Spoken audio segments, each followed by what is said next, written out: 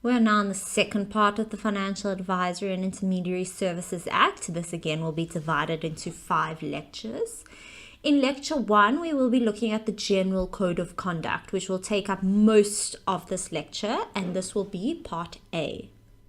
Remember to keep a copy of the legislation with you, so when I refer to specific sections, you can look at the legislation and see how it's drafted and see the words that the legislature uses.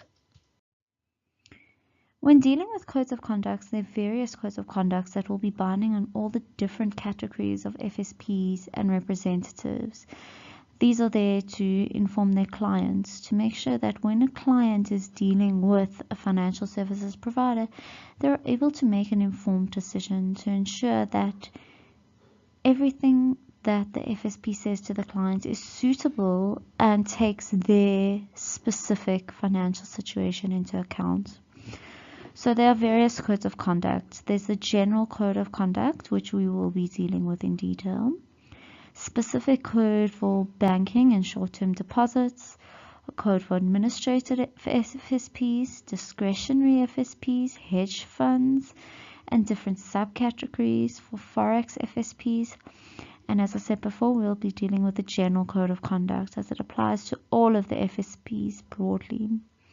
Just to keep in mind, when there's a discrepancy between the general and a specific code, the specific code will prevail. This is because the specific code of conduct deals with that area specifically. So with the general code of conduct, you can see an overriding important principle is that at all times an FSP must render financial services honestly, fairly, with due skill, care and diligence, and obviously in the interest of clients, and keep in mind the integrity of the financial services industry. So this is the overriding principle. So when reading through these codes, keep that principle in mind. So firstly, the duties with regard to representations and informations. So all representation and information needs to be in plain language so that everyone can understand it. You cannot assume that your client has knowledge of financial services or even how a financial market works. So even when dealing with legal documents, you need to ensure that it is in plain English and that people can understand it. It must be factually correct, so you need to ensure that the information that you're putting there is correct. And you must avoid any confusion, and it mustn't be misleading. It must be very, very clear what it is said in the information sent to the client. Also, when sending information to clients, you need to ensure that the client has sufficient time to provide an answer and make an informed decision. So when you're showing a client a financial product, you cannot expect them to make a decision then and there on the spot. Even if a client contacts you and says, I need retirement annuity plans, you cannot expect them to make the decision then and there. All information that was given orally can be made in writing at the request of the client.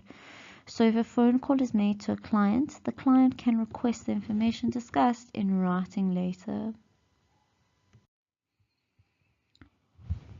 Anything that is reflected in monetary terms, this is amounts, sums, values, charges, the calculation needs to be described. So the client, without the FSP sitting next to him, needs to know how he arrived at a certain amount.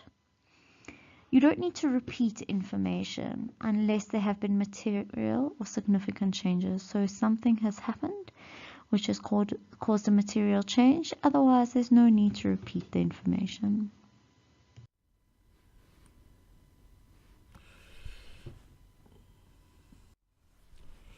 The code defines financial interests as any cash equivalent, vouchers, gifts, services, advantage, benefit, discount, foreign or domestic travel, hospitality, accommodation, sponsorship, And then it's got its catch-all, and it says any other incentive or valuable consideration. So anything that is given to an FSP of value. But it says here, it excludes an ownership interest and training that is not exclusively available to a selected group of FSPs. So if there's training available to any FSP regarding products or industry information or specialized technological knowledge necessary, but it's open to all FSPs, that is not considered a financial interest.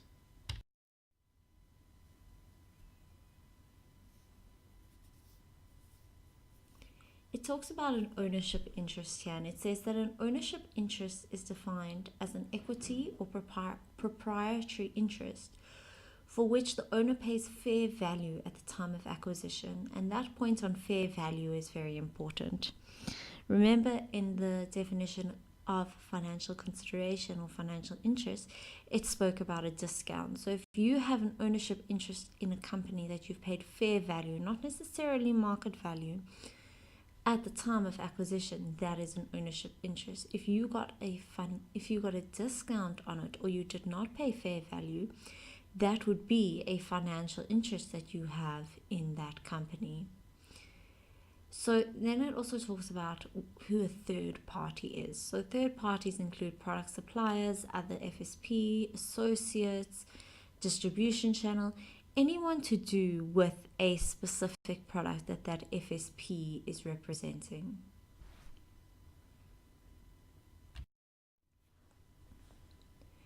So then it talks about who an associate includes, and you can see here it includes family members. So it says a spouse, life partner, child, all different types of children, parents, trustees, etc., etc. And even with a juristic person, you can still have an associate. So that includes a subsidiary or a holding company.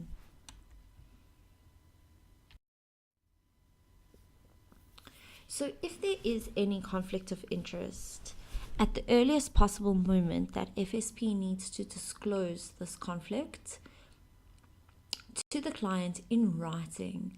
And companies generally have a conflict of interest management policy. And when you disclose the conflict of interest to the client, you need to mention what measures you have taken in terms of the conflict of interest management policy in order to avoid or mitigate that conflict. It also tells you what an immaterial financial interest is. So it says here, anything that is determinable in money to the aggregate of 1,000 rand in any calendar year. So if you receive a gift, as long as all your gifts total together do not exceed 1,000 rand, that will be an immaterial financial interest. So if a client gets you a bottle of wine, for example, if all of the gifts that your clients have given you in a calendar year do not exceed 1,000 rand, that is an immaterial financial interest.